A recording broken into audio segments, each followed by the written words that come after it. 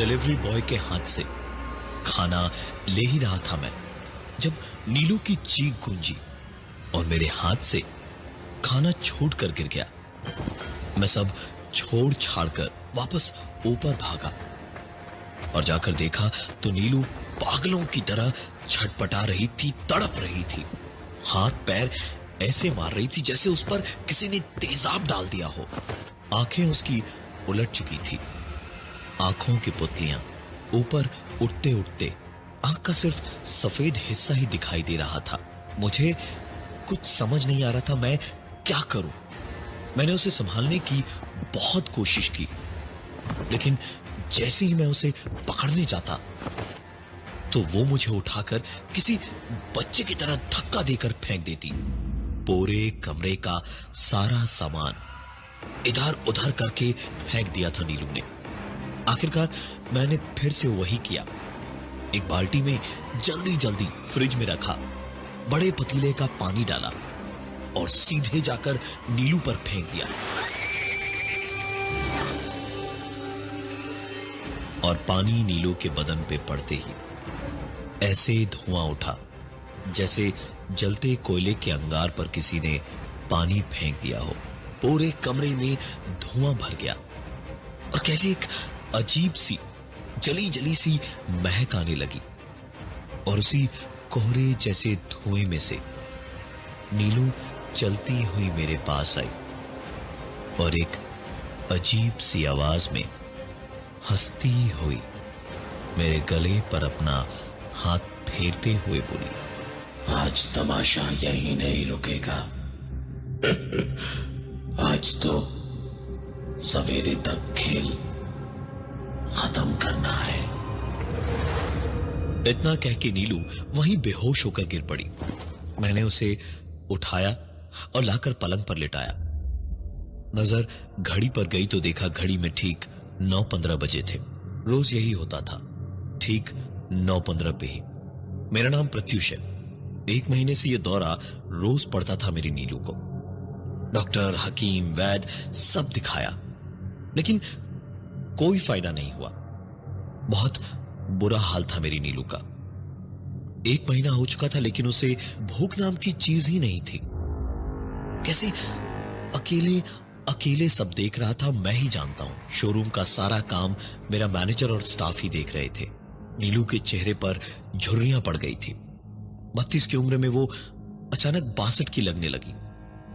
पूरे बदन में इतने दिनों की बीमारी से जैसे न तो खून था न मांस, लेकिन ताकत पागलपन की बहुत थी उसमें। मेरे बस का नहीं था नीलू को अकेले छोड़कर जाना। कितनी भी कोशिश कर लूं, लेकिन घर से बाहर पैर रखते ही नीलू का चीखना चिल्लाना शुरू हो जाता था। उसकी मां भी अभी कुछ दिन पहले ही आई थी, 2 दिन रुकी भी थी, लेकिन उसके बाद तीसरे दिन मैं आया तो देखा एक चिट्ठी छोड़कर चली गई थी कि उन्हें जाना पड़ा अचानक, क्योंकि मेरे ससुर जी की तबीयत अचानक ही खराब हो गई थी। मैंने 1-2 बार फोन भी किया, लेकिन न किसी ने उठाया और ना ही कोई कॉल बैक आया। परेशान मैं खुद भी इतना था कि समझ नहीं आ रहा था करूं तो क्या करूं। पूरे घर में कितनी भी साफ सफाई कर लूं, लेकिन एक सड़ी सी बदबू भरी हुई थी, जैसे कोई जानवर सड़ रहा हो आसपास। पूरा घर मैंने छान मारा, लेकिन कहीं भी मुझे कुछ नहीं मिला। अब नीलू बेहोश थी तो सोचा थोड़ी देर लेट लूं मैं भी। और जैसे ही मैं लेटा तो एक आवाज मुझे किचन से सुनाई दी। किचन में इस वक्त ये कैसी आवाज है? मैं तुरंत उठा और जाकर देखा तो सब कुछ ठीक ही था, लेकिन वो ईंटें घिसने की आवाज ठीक शायद किचन के सिंक के नीचे से आ रही थी। मैं सीधे वहीं गया और देखा फर्श के मार्बल हिल रहे थे।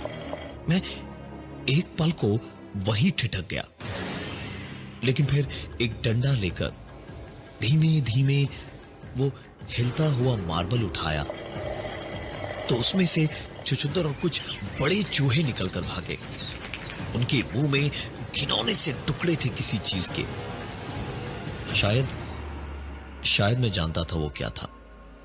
मैंने और एक दो मार्बल हटाए तो घिन के मारे मेरा हाथ अपने आप मुंह पर गया और किसी तरह सिंक तक जाकर मैंने उल्टी की।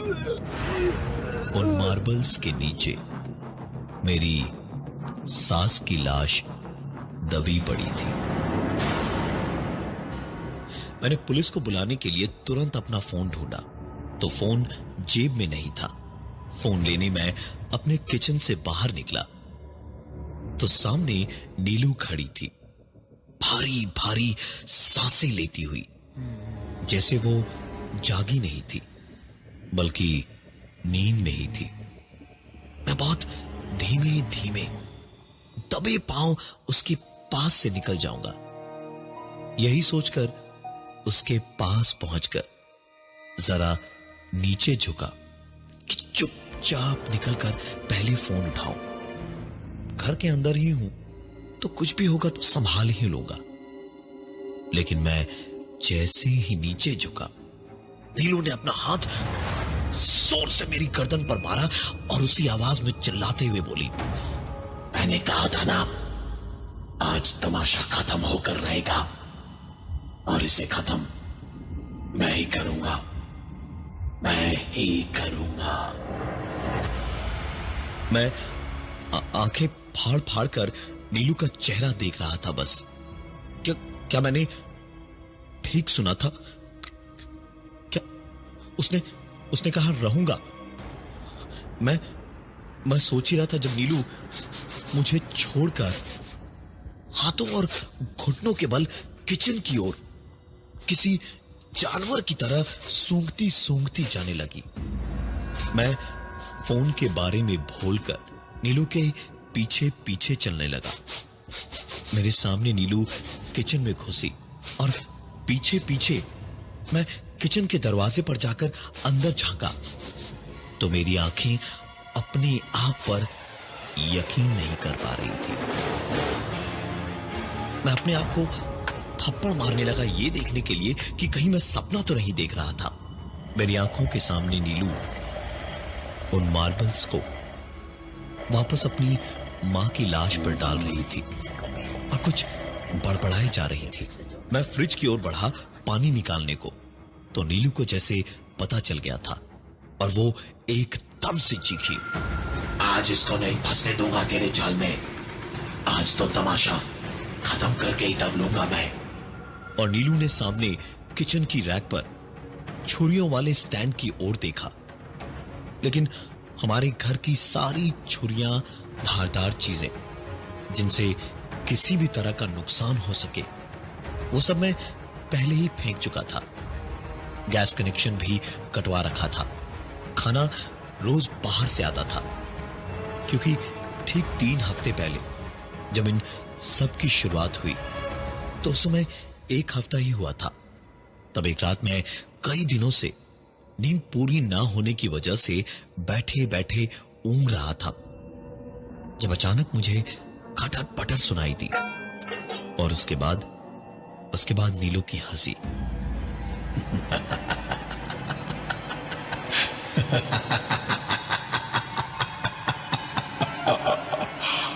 मैं भागा कमरे से बाहर तो किचन में ही आकर देखा नीलू के एक हाथ में छुरी थी, एक में ब्लेड और पूरे बदन पर उसके कटे कटे निशान थे।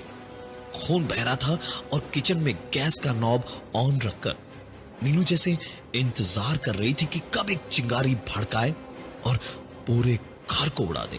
मैं तुरंत चिल्लाया, नीलू क्या कर रही हो? पागल हो गई हो क्या? और भागकर मैंने किचन की खिड़की खोलकर गैस ऑफ की। लेकिन उतनी ही देर में नीलू छुरी लेकर मेरे पीछे तक आ चुकी थी।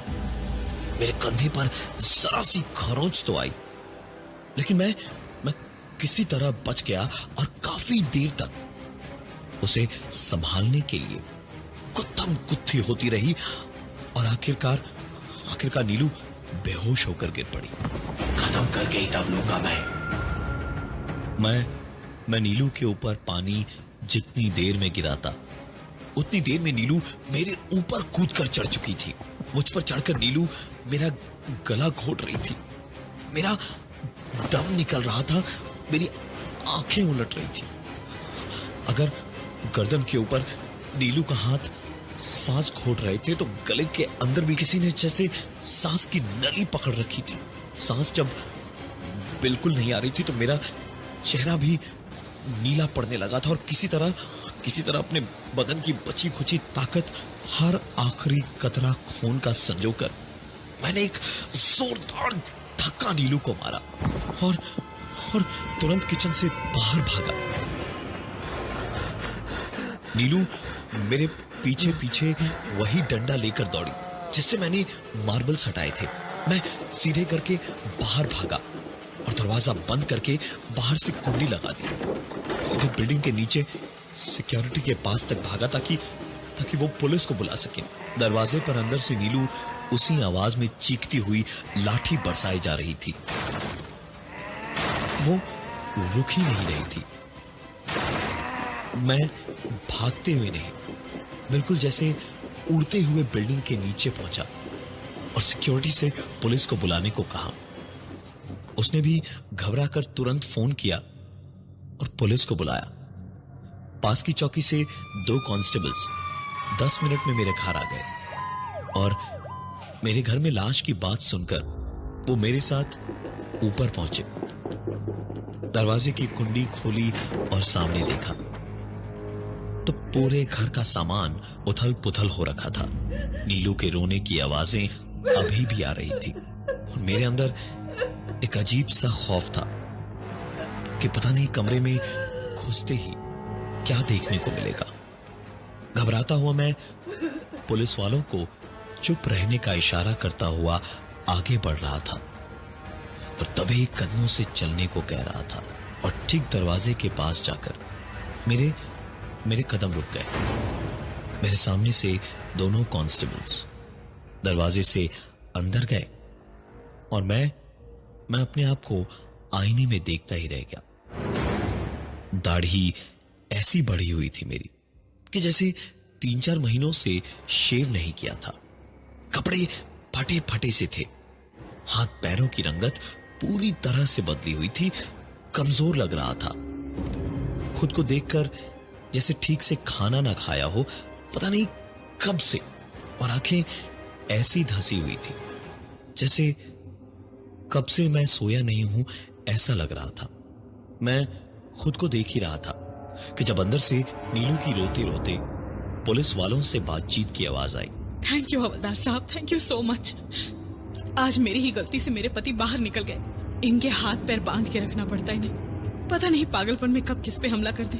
एक अकेली औरत के लिए काम और घर दोनों संभालना कितना मुश्किल है, आप समझ ही सकते हैं। और ये आखिर मेरे पति हैं तो इन्हें छोड़ भी नहीं सकती ना। मैं उसे देखता ही रह गया और मुझे दोनों कांस्टेबल्स ने पकड़कर मेरी पागल खाने वाली जैकेट मुझे पहनाई और कमरे में वापस बंद कर दिया। नीलू खुशी खुशी उन्हें बाहर छोड़कर आई और मुझे खाना खिलाकर दवा खिलाई और नींद की गोलियां दे दी। मैं रोज की तरह दवाओं के असर से सोने लगा। सोते सोते नीलू मेरे करीब आई, प्यार से मुझे माथे पर चूमा और उसने उसी आवाज में कहा, मैंने कहा था ना,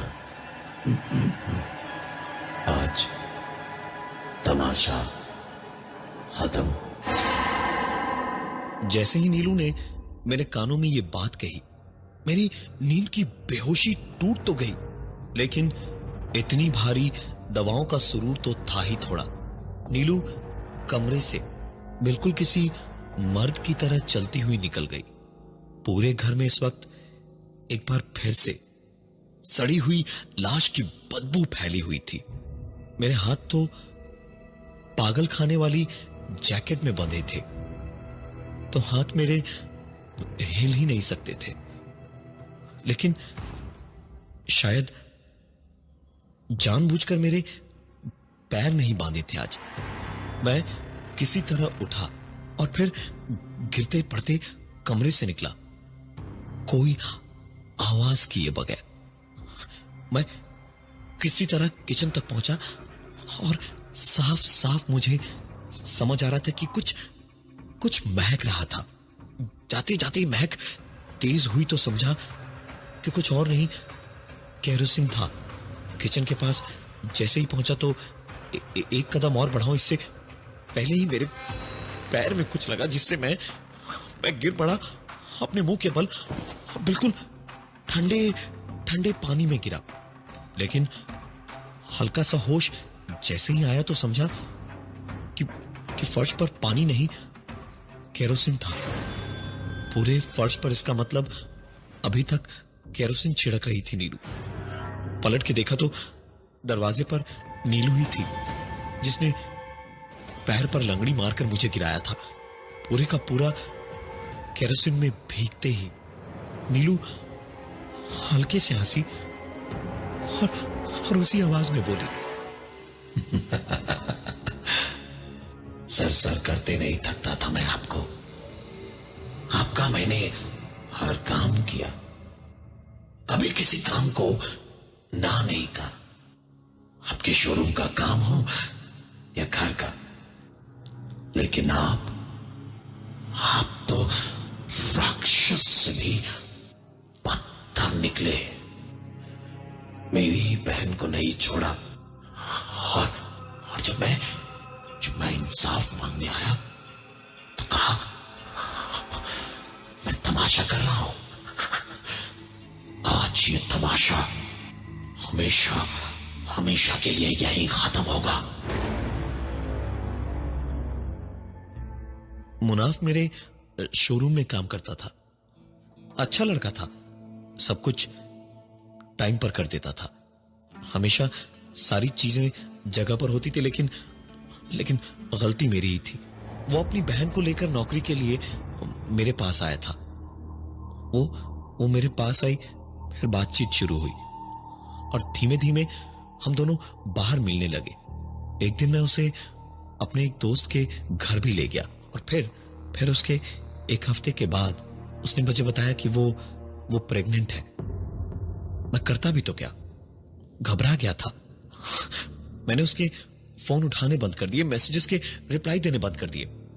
मुनाफ को कुछ नहीं पता था, लेकिन कहीं से मेरा कोई मैसेज मिल गया था उसे। लड़का अच्छा और शरीफ था, तो बिना किसी बवाल के सीधे मेरे पास आया तो मैंने भी कह दिया, एक बार तेरी बहन का इंटरव्यू क्या ले लिया तो यही तमाशा करने लगा। नौकर है, नौकर की तरह रहे, वरना यहां से निकाल दूंगा, कहीं और भी नौकरी नहीं करने दूंगा, समझा? तमाशा बना रखा है तुम सबने। मुनाफ की बहन ने अगली सुबह आत्महत्या कर ली। मुनाफ जब मेरा कुछ नहीं बिगाड़ पाया तो मेरे ही शोरूम के सामने उसने खुद को आग लगाकर खुदकुशी कर ली। बहुत खर्चा करके मैंने बात को दबा दिया था, लेकिन भूल गया था कि बात दब सकती है पर आवाज नहीं। मेरी नीलू मेरी आंखों के सामने माचिस की एक तीली जलाई और उसने फर्श पर गिरा दी।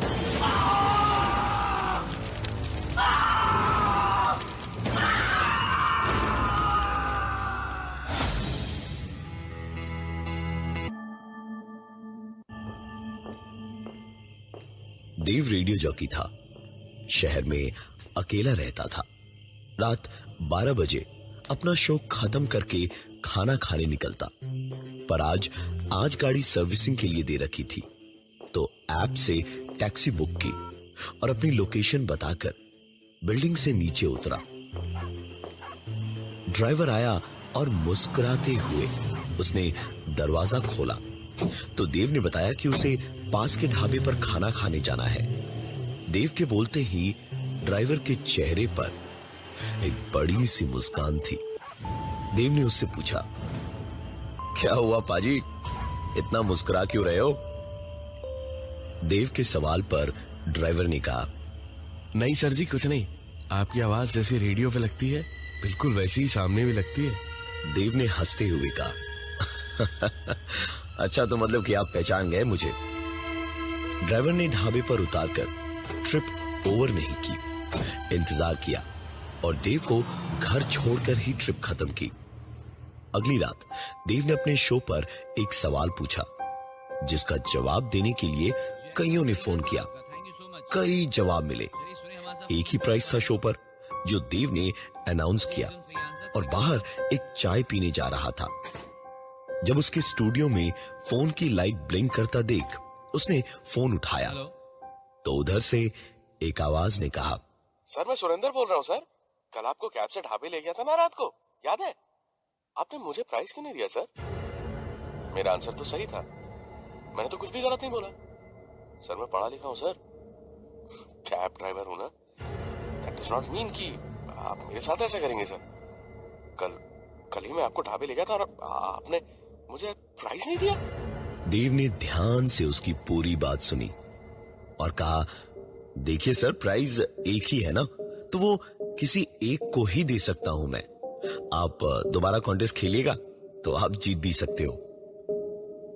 और इतना कह के बिना उसकी बात सुने ही देव ने फोन काट दिया। फोन काट के देव वापस अपने शो में मशरूफ था जब सिक्योरिटी गार्ड ने आके बताया कि कोई उससे मिलने आया था। देव ने पूछा कौन है, तो सिक्योरिटी ने बताया कि कोई सुरेंद्र है जो मिलने आया था। वो समझ गया कि ये वही ड्राइवर है। रिसेप्शन पर पहुंचा तो कल का मुस्कुराता हुआ ड्राइवर का चेहरा बड़े गुस्से में था इस वक्त, और देव को देखते ही जरा चिढ़कर बोला, क्या हुआ सर? नहीं, क्या प्रॉब्लम क्या है? मुझे तो प्राइस आपने नहीं दिया, ऊपर से मेरी बात भी नहीं सुनी, बिना बात सुने फोन काट दिया आपने। शो के बीच में ऐसे बेफिजूल का नाटक बर्दाश्त कर पाना देव जैसे किसी के लिए भी मुश्किल ही था। गुस्से में बुरी तरह झिड़क के सुरेंद्र को वहां से जाने को बोल दिया। सुरेंद्र कुछ नहीं बोला, बस पलों तक गुस्से में देव को ऐसे घूरता रहा जैसे देव ने गद्दारी कर दी हो उससे। एक लंबी गहरी सांस लेते हुए उसने कहा, सर मैं सिर्फ आपके लिए रोज इतना घूम के वापस आता हूँ कि कहीं आपको टैक्सी की जरूरत पड़े तो मैं ही हूँ, लेकिन आपने ऐसा किया मेरे साथ? हाँ? देख लूंगा आपको।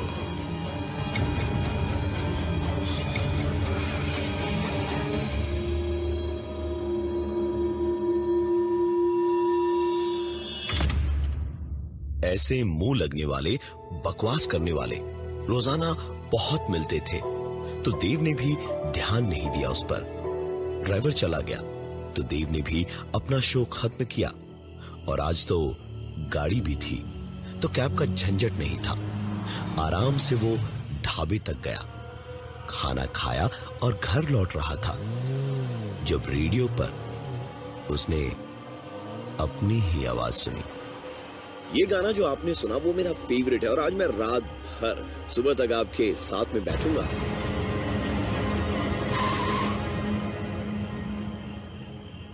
गाड़ी किनारे रोककर देव ने ऑफिस सिक्योरिटी को फोन मिलाया और उनसे पूछा कि ऑफिस में कौन कौन था।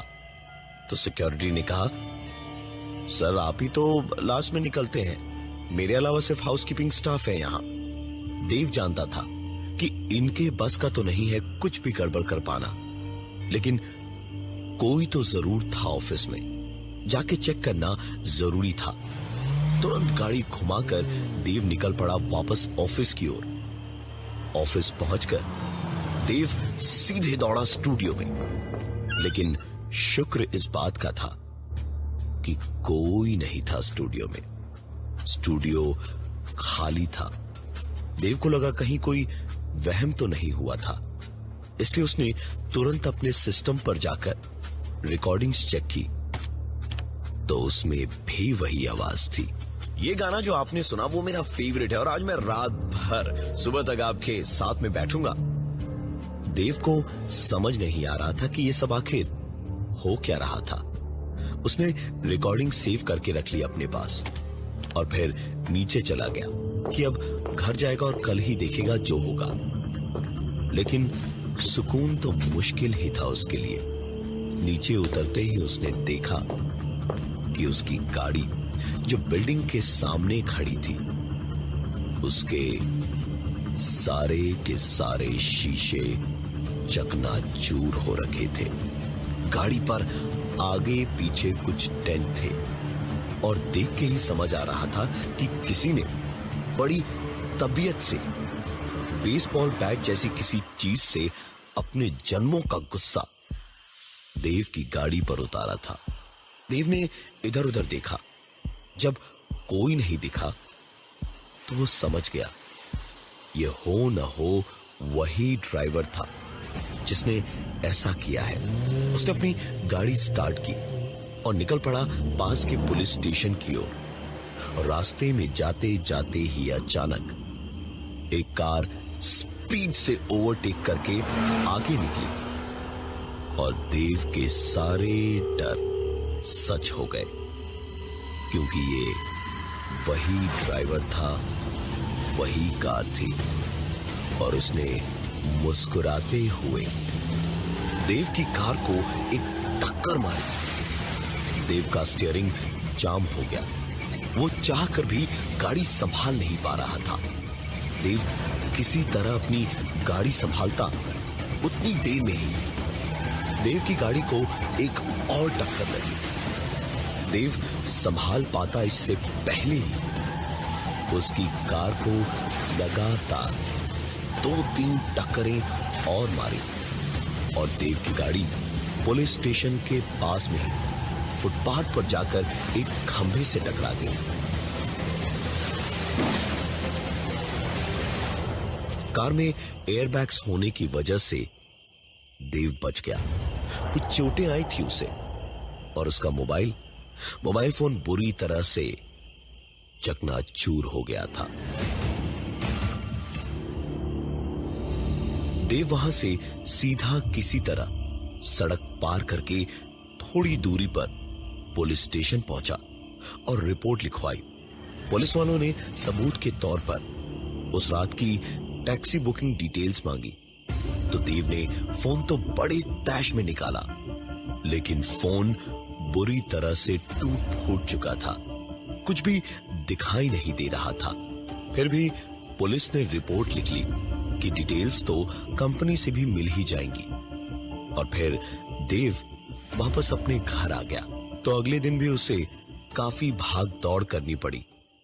रात को शो में एक बार फिर से देव ने एक सवाल पूछा, जिसके जवाब में कोई भी फोन उठाता उससे पहले ही एक फोन आया।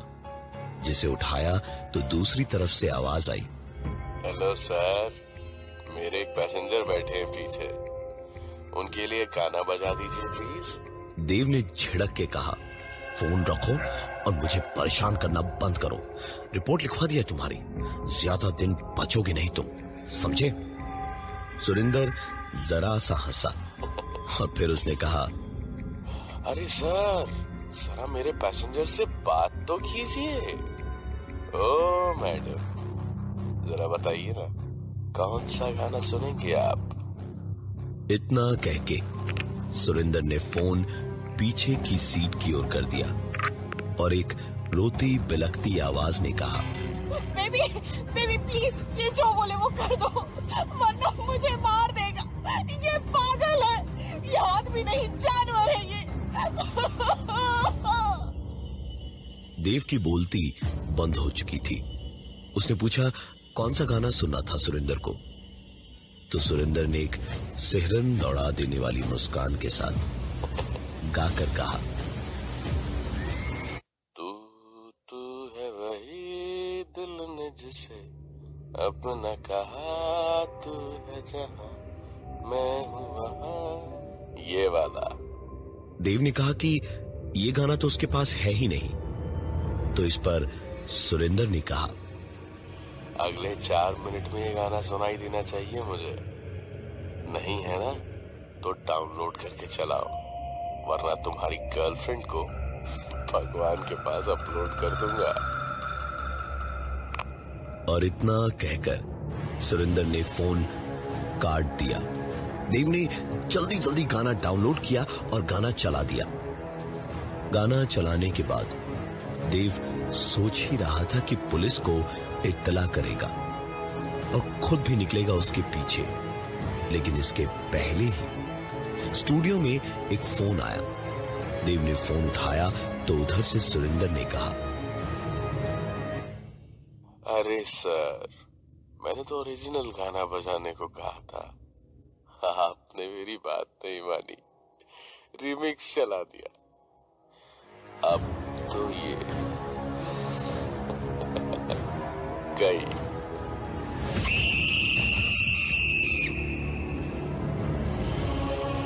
एक चीख सुनाई दी और फोन कट गया। देव की दुनिया पूरी तरह से उजड़ चुकी थी।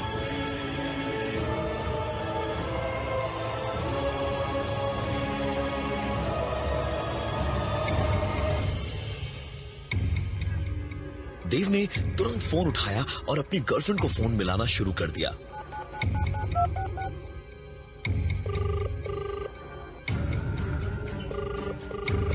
और नींद में फोन उठाकर उसकी गर्लफ्रेंड ने कहा, हेलो बेबी, व्हाट्स अप? देव को तो जैसे बिजली का जोरदार एक झटका लगा। उसने कहा, तुम फिक्र मत करना, मैं तुरंत आ रहा हूं। Just tell me where are you. उस टैक्सी ड्राइवर को मैं छोड़ूंगा नहीं बेबी, छोड़ूंगा नहीं बेबी, छोड़ूंगा नहीं बेबी, छोड़ूंगा नहीं बेबी। उसकी गर्लफ्रेंड की आंखों में बची कुची नींद एक झटके में उड़ गई और उसने कहा, क्या मतलब? मैं तो सो रही हूँ घर पे। क्या हो गया? क्या बोले जा रहे हो? देव जैसे आसमान से गिरा हो। वो खुश होने की बजाय अपनी गर्लफ्रेंड पर नाराज होकर चिल्लाया, तुम पागल हो गई हो क्या? हाँ, मैंने अभी तुम्हारे चीखने की आवाजें सुनी थी उस टैक्सी में, तो तुम कह रही हो कि तुम घर पर हो। झूठ मत बोलो मुझसे। तुम्हारा उस ड्राइवर के साथ कुछ है तो नहीं ना? कहीं तुम दोनों मिलकर के मुझे बेवकूफ तो नहीं बना रहे हो? देव की गर्लफ्रेंड किसी भी दिमागदार इंसान की तरह इस बात पर बुरी तरह से गुस्सा होकर बोली, मतलब क्या है तुम्हारा देव? क्या कहना चाहते हो? तुम्हारी इन्हीं सब पागलपन वाली हरकतों की वजह से मेरी जिंदगी नर्क बना रखी है तुमने। तुम्हें मेरी नहीं, तुम्हें डॉक्टर की जरूरत है। Do you understand? बहुत हो गया, अब मुझे और बर्दाश्त नहीं हो रहा रोज रोज का ये सब नाटक। तुम्हारे इसी पागलपन ने उस टैक्सी वाले की जान ले ली थी, लेकिन तुम नहीं बदले। आज के बाद मुझे प्लीज फोन मत करना कभी। मुझे प्लीज सुकून से जीने दो। Get out of my life. Phone काटते ही जैसे देव कुछ साल पीछे एक पल में पहुंच गया। उस रात गर्लफ्रेंड के बर्थडे पर सरप्राइज प्लान किया था एक। उसे लेकर ड्राइव पर निकला तो रास्ते में गाड़ी खराब हो गई। जीपीएस लोकेशन से ऐप पे टैक्सी बुक की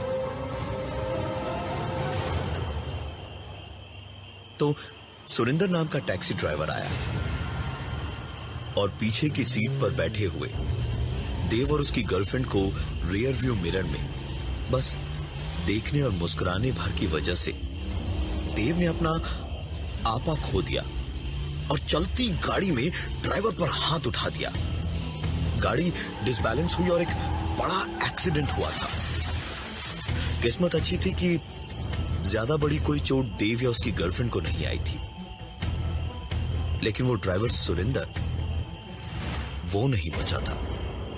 देव इतना सब कुछ होने के बाद अभी जैसे अचानक नींद से जागा। तुरंत पुलिस स्टेशन की ओर भागा देव और वहां पहुंचकर इंस्पेक्टर से हाँफते हाँफते उसने बोला, सर जो रिपोर्ट मैंने लिखवाई थी सर, आप उस पे कुछ भी नहीं कर पाएंगे सर। वो ड्राइवर तो मर चुका है सर। आप कुछ भी करके उसे नहीं पकड़ पाएंगे। आप कुछ भी करके उसे नहीं पकड़ पाएंगे। पुलिस इंस्पेक्टर ने बड़े आराम से उसकी बात सुनी और आसपास खड़े बाकी सब भी इंस्पेक्टर साहब के साथ मिलकर हंसने लगे। देव उन सबको घूम घूम कर एक सवालिया निशान चेहरे पर लिए देखने लगा। तो वो इंस्पेक्टर साहब बोले, क्या यार, आप आरजे लोग भी बड़े मजेदार होते हैं। जान का खतरा है लेकिन मुर्गा फिर भी बनाएंगे। चलिए चलिए घर जाइए, जो भी तहकीकात है हम करके समझ लेंगे। आप अपने घर के लिए निकलिए। देव बोलता भी तो क्या, चुपचाप बाहर निकला पुलिस स्टेशन से तो अपनी आंखों पर यकीन ही नहीं कर पाया, क्योंकि उसकी आंखों के ठीक सामने सड़क पर सुरेंद्र अपनी टैक्सी लिए खड़ा था और मुस्कुराते हुए देव से कह रहा था, आइए सर, कहाँ छोड़ूं आपको? उसको देखते ही देव पसीने से तरबतर हो गया, वापस अंदर भागा और इंस्पेक्टर का हाथ पकड़कर खींचकर उन्हें बाहर लाया और कहा, वो देखिए सर, वो सुरेंद्र, वो देखिए खड़े खड़े हंस रहा है मुझ पर। सर सर वो मुझे मार देगा सर, मुझे बचा लीजिए sir, please sir, please sir, मैं आपके पैर पड़ता हूं सर, मुझे बचा लीजिए सर, मुझे बचा लीजिए सर। हाँ? देव का ये हाल देखकर इंस्पेक्टर ने उसे होश में लाने के लिए खींचकर एक थप्पड़ मारा और थप्पड़ पड़ते ही देव के तेवर ही बदल गए। उसने कहा, आपने मुझे थप्पड़ मारा? मुझे? Do you even know who I am? मैं तुम्हारी वर्दी उतरवा दूंगा, समझे? मुझे मारा? इतनी हिम्मत तुम्हारी तो मुझे मारा। और इतना कह के देव ने वो कर दिया जो होश तो क्या, बेहोशी में भी नहीं करना था। उसने पुलिस इंस्पेक्टर से पुलिस थाने में ही हाथापाई कर ली। ऑन ड्यूटी पर एक अफसर के ऊपर हाथ उठाने के जुर्म में देव को 10 दिन की जेल की सजा हुई। 10 दिन की सजा काटने के बाद देव की वो हालत हुई कि आज वो पागल खाने में है। उसे वहां भी सुरेंद्र अक्सर नजर आता है, जिसे देखते ही उसका पागलपन और बढ़ जाता है। रोते बिलखते हुए उसने इस पागल खाने में 2 साल बिता दिए हैं, पर और कितने दिन वो वहां रहेगा ये कोई नहीं जानता।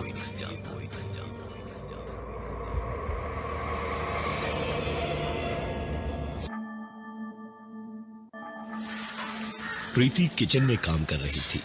राहुल के घर लौटने का टाइम भी हो रहा था। दरवाजे की उसी वक्त घंटी बजी। प्रीति ने दरवाजा खोला तो सामने राहुल सर पर हाथ फेरता हुआ खड़ा था। प्रीति को थोड़ा सा अजीब लगा, क्योंकि राहुल का स्कूल से घर लौटने का मतलब था कि धमा चौकड़ी मचाकर पूरे घर को सर पर उठा लेना, और यहां पर यह चुपचाप ऐसे सर सहलाते हुए खड़ा क्यों था। अंदर आया तो प्रीति ने पूछा क्या हो गया उसे। रोज तो उछलता कूदता हुआ आता है, और आज अचानक ये आलम कैसे हुआ। तो राहुल ने बताया कि स्कूल में खेल खेल में झगड़ा हुआ, तो उसी में सर पर हल्की चोट लगी। नहा धोकर राहुल ने खाना खाया और सो गया। प्रीति ने भी सारा काम खत्म किया और टीवी देखने लगी जब घर का लैंडलाइन बजा। प्रीति ने जाकर फोन उठाया तो उधर से एक आवाज ने कहा, please help me, please kill me. Preeti ने 1-2 बार हेलो हेलो किया, हेलो, लेकिन बात दोबारा वही सुनाई दी। Hello, please help me, please kill me, please help me. Hello, मदद करो मेरी, अरे क्या हुआ? Please kill me. प्रीति कुछ कह पाती इससे पहले ही फोन डिस्कनेक्ट हो गया। प्रीति ने रिसीवर रख के सोचा, कौन हो सकता है ऐसा मजाक करने वाला? तो कोई भी नाम समझ नहीं आया। कोई इस तरह फोन करता ही क्यों आखिर? पता नहीं क्यों, लेकिन वो आवाज बड़ी जानी पहचानी सी लग रही थी। प्रीति बड़ी देर तक सोचती रही वहीं बैठे बैठे कि किसकी आवाज हो सकती थी वो। कॉलर आईडी भी 2 महीने पहले ही हटवाया था, तो नंबर भी नहीं पता चला जो देख सकती वो। बहुत ही अजीब सा माहौल हो रहा था, बड़ा अजीब सा महसूस हो रहा था प्रीति को। वो करती भी तो क्या, जाकर अपने कमरे में लेट गई। काफी देर तक उसके दिमाग में अजीब अजीब बातें चलती रही और उसके बाद आखिरकार उसने सब भुलाकर कुछ देर सो लेना ही बेहतर समझा। आग जरा ज्यादा देर को लग गई थी। सुरुचि को छोड़ने जब प्रीति की मां आई तो नानी से मां के पास आने की खुशी उस 2 साल की बच्ची के अंदर साफ झलक रही थी। छोटी सी सुरुचि पूरे घर में दौड़ती भागती इधर उधर खेलती रही।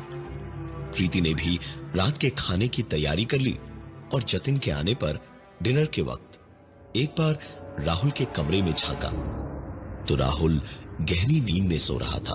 उसे जगाकर खाने की बात कही तो उसने कहा कि अभी तबीयत ठीक नहीं है और खाने का दिल भी नहीं है, इसलिए प्रीति ने उसे सोने देना ही बेहतर समझा। डिनर के वक्त प्रीति और जतिन दोनों साथ साथ बैठे थे तो प्रीति ने सुरुचि को खिलाकर सुला दिया और फिर जतिन को बैठ के दिन में आए उस फोन की बात बताई। जतिन ने पूरी बात सुनी तो खुद ही कहा कि जरूर कोई मजाक कर रहा होगा और कॉलर आईडी दोबारा 1-2 दिन में लगवा देगा। दोबारा फोन आएगा तो हम पुलिस में रिपोर्ट कर देंगे। प्रीति को भी जतिन की बात से हिम्मत मिली तो चैन से उसे नींद आई। रात को सवेरे उठते ही प्रीति ने घड़ी देखी तो 15 मिनट देर से उठी थी। राहुल को जगा के नहाने भेजने में भी आधा घंटा लग जाना था। प्रीति भागी भागी राहुल के कमरे में पहुंची और उसे जगाने की कोशिश करने लगी, लेकिन राहुल नहीं जागा क्योंकि राहुल मर चुका था। सर पर चोट लगने की वजह से उसे ब्रेन हैमरेज हो गया था और खून का दौरा रुक जाने से उसकी देर रात मौत हो गई। पूरे घर में मातम का माहौल था। 14 साल का बेटा किसी का भी अचानक दुनिया से चल बसे तो और क्या हो सकता है। किसी तरह वक्त बीता। 5 साल हो चुके थे राहुल की मौत को। धीरे धीरे कैसे जख्म भर रहे थे ये समझना सिर्फ उन्हीं के बस का था जो कि इस दौर से गुजर रहे थे। किसी तरह खुद को संभाल कर प्रीति और जतिन अपनी जिंदगी बिता रहे थे जब एक दिन दोपहर के वक्त पुरानी बातों को याद करते करते आंखों से बहते हुए 2-4 आंसू पहुंचे ही थे प्रीति ने जाकर फोन उठाया तो दूसरी ओर से एक जानी पहचानी आवाज आई। प्लीज हेल्प मी, मदद करो मेरी, प्लीज किल मी। प्रीति के हाथ से रिसीवर छूट गया। निगाहें तुरंत चारों ओर घर में घूमने लगी। तुरंत भागकर सुरुचि के कमरे में प्रीति उसके पास ही रही। एक पल को भी सुरुचि को अपने से दूर नहीं होने दिया प्रीति ने। सारा वक्त उसे साथ में लिए ही रही। रात का खाना बनाते वक्त भी बार बार उसी पे नजर थी। आज जतिन ऑफिस से थोड़ा जल्दी लौटा था। प्रमोशन हुआ था, बहुत ही अच्छे मूड में था। पुराने गम थोड़े थोड़े सह गए थे दिल को। प्रीति ने एक बार को सोचा कि बता दे उसे, लेकिन फिर सोचा कि आज 5 साल बाद कहीं जाकर जरा सी खुशी दिख रही है चेहरे पर, लिहाजा प्रीति ने कुछ नहीं बताया जतिन को। खाना खाकर दोनों सो गए तो 5 साल पहले वाली रात बार बार प्रीति को परेशान किए जा रही थी। प्रीति बुरी तरह पसीने से तर-बतर थी। सांस भी लेने में तकलीफ हो रही थी। लेटे लेटे कभी इधर करवट बदलती तो कभी उधर, पर नींद उसकी आंखों में थी ही नहीं। बस दिल ही दिल में एक ही दुआ थी कि रात बीत जाए और सब कुछ ठीक रहे, एक खरोच तक ना आए किसी को, और अगर कुछ होना ही हो तो वो खुद मर जाए, लेकिन इन दोनों को कुछ ना हो। प्रीति ऐसी बातें सोच ही रही थी जब दरवाजे पर बड़ी अजीब सी एक खटखटाने की आवाज हुई। प्रीति ने देखा कि दरवाजे के नीचे से किसी की भी परछाई नहीं दिख रही थी। नीचे देखते देखते ही दोबारा एक बार फिर से खटखटाने की आवाज हुई। प्रीति दुबक कर जतिन को देखने लगी, लेकिन खटखटाने की लगातार आती हुई आवाज के बावजूद भी जतिन को कोई फर्क नहीं पड़ रहा था।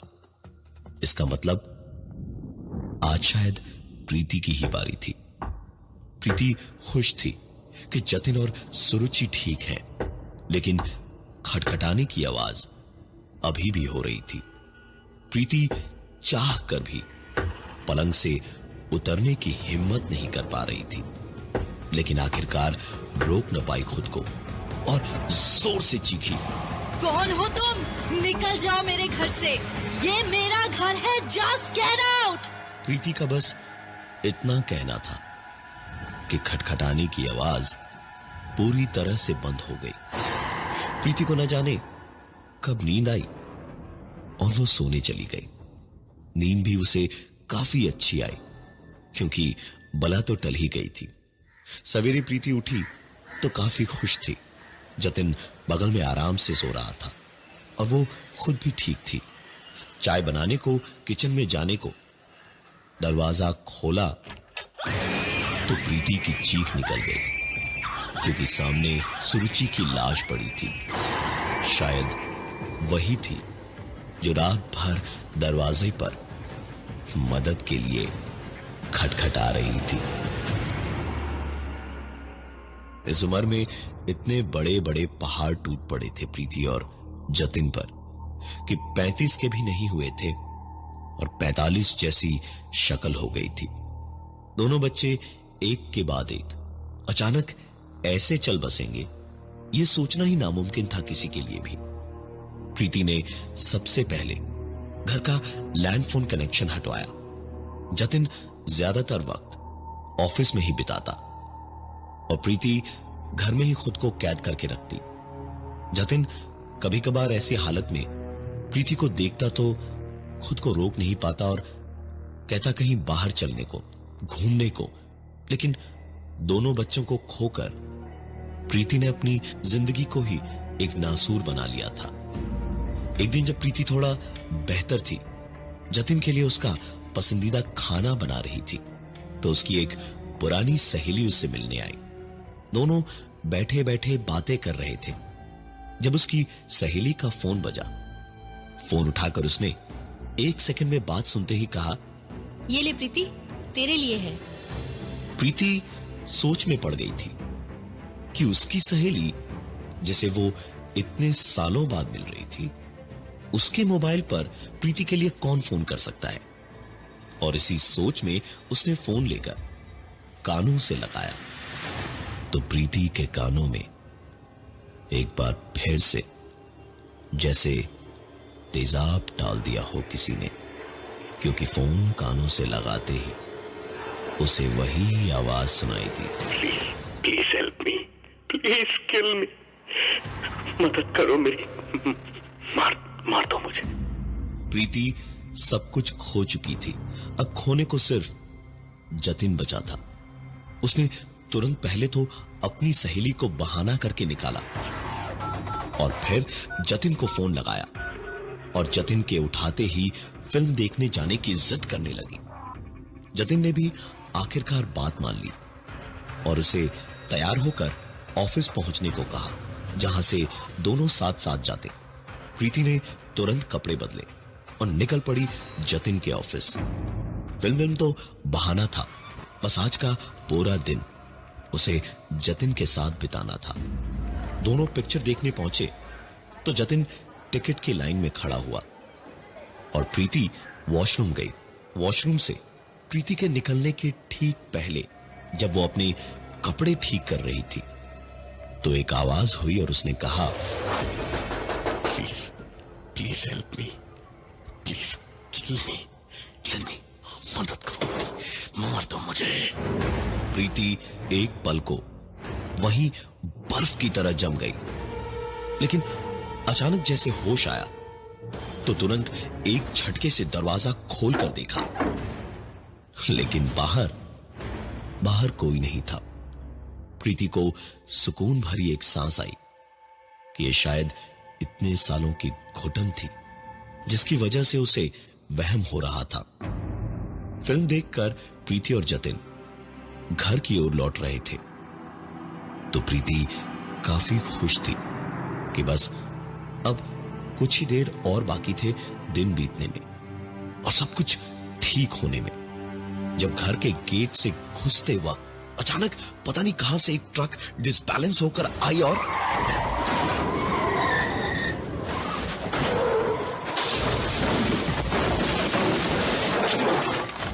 गाड़ी अच्छी थी इसलिए तुरंत ही एयरबैग्स खुल गए और प्रीति की जान बच गई। दौड़े दौड़े आसपास के लोग आए और किसी तरह हालत संभाली। जैसे ही एयरबैग्स के पीछे से प्रीति को निकाला गया तो जख्मी हालत में भी वो चीख पड़ी, क्योंकि प्रीति के एयरबैग ने उसकी तो जान बचा ली थी, लेकिन जतिन का एयरबैग खुला ही नहीं और जतिन की भी मौत हो चुकी थी। प्रीति अकेली रह गई है इस दुनिया में। प्रीति के लिए मुश्किल ही नहीं, नामुमकिन था ऐसा कुछ सह पाना। एक मिडिल क्लास परिवार की सीधी साधी लड़की प्रीति, जिसके बच्चे पति सब के सब ऐसे अजीबोगरीब वाकये के बाद चल बसे हो, तो उस पर क्या बीतेगी ये सोच समझ पाना किसी के लिए भी बहुत ज्यादा मुश्किल नहीं होगा। प्रीति ने बुरे हाल में जतिन के क्रियाकर्म और बाकी रिवाज खत्म करने के बाद जिंदगी से आस उम्मीद सब छोड़ दी थी। एक रात की बात है जब तकरीबन 2 बजे प्रीति अपनी नाइट ड्रेस में ही घर से बाहर निकली और रात के अंधेरे में हर डर को दुत्कारती हुई चुपचाप चलती गई और आखिरकार पुराने पुल पर पहुंची, जहां पहुंचकर बिना इधर उधर देखे, बिना कुछ सोचे समझे प्रीति ने नीचे बरसात में उफनती नदी में छलांग मार दी। लेकिन ऐसे वक्त में भी 1-2 नाव वाले थे जो जिंदगी की गुजर बसर को मछलियां पकड़ने पानी में उतरे थे। उन्होंने प्रीति को बचा लिया। कोई केस नहीं हुआ और किसी को पता भी नहीं चला। लेकिन प्रीति कहां रुकने वाली थी? उसने तो मरने की ठान रखी थी। कुछ दिन के बाद जब किसी का भी ध्यान उसकी ओर नहीं था तो प्रीति दौड़ती हुई जाकर 3 किलोमीटर दूर हाईवे के बीचों बीच तेजी से चलती भारी भरकम गाड़ियों के साथ आंख मिचौली खेलने लगी। किस्मत थी प्रीति की जो उसे ऐसी पक्की मौत से भी बचा लाई। 2 महीने तक प्रीति शांत रही, लेकिन फिर उसने श्योर शॉर्ट तरीका निकाला, खुद को मार के अकेलेपन से निकलकर अपने राहुल, सुरुचि और जतिन के पास जाने का। पूरे के पूरे घर में हर एक लाइट या पंखे का स्विच बंद कर दिया उसने। गैस का नॉब ऑन किया और एक ब्लेड हाथ में लेकर बैठ गई कि पहले अपनी कलाई काटेगी और फिर लाइट का स्विच ऑन कर देगी तो पूरे का पूरा घर ही तहस नहस हो जाएगा। और अंधेरे में बैठे बैठे प्रीति जैसे ही अपनी कलाई काटने जा रही थी तभी पता नहीं कहां से 2-3 चूहे उसके ऊपर आकर गिरे और ब्लेड हाथ से गिर गया। लेकिन गैस तो ऑन ही था। प्रीति ने भागकर एक के बाद एक 5-6 स्विचेस ऑन की, लेकिन कुछ नहीं हुआ क्योंकि लाइट तो थी ही नहीं। प्रीति भागी और माचिस उठाकर तीलियां घिसती गई, लेकिन माचिस जली नहीं। और सबसे बड़ी बात यह थी, जैसे ही एक माचिस की तीली जली भी आग नहीं लगी, धमाका नहीं हुआ। दौड़कर प्रीति किचन में गैस के पास पहुंची तो अपने किस्मत का ठीकरा किस पर फोड़े ये समझ नहीं आ रहा था, क्योंकि गैस पूरी तरह से खत्म हो चुकी थी। इसके बाद कभी भी प्रीति ने खुदकुशी करने की कोशिश नहीं की। आज कई साल बीत गए हैं इन सारी बातों को, और प्रीति को सब मोहल्ले में लैंडलाइन भुआ कह के बुलाते हैं, क्योंकि प्रीति के मकान में हर कमरे में एक लैंडलाइन फोन लगा हुआ है और उस पर कभी भोले भटके कोई फोन आता है तो प्रीति फोन उठाकर लोगों से कहती है, प्लीज मुझे मार दो, प्लीज किल मी, प्लीज मुझे मार दो। लेकिन हर बार दूसरी ओर से बस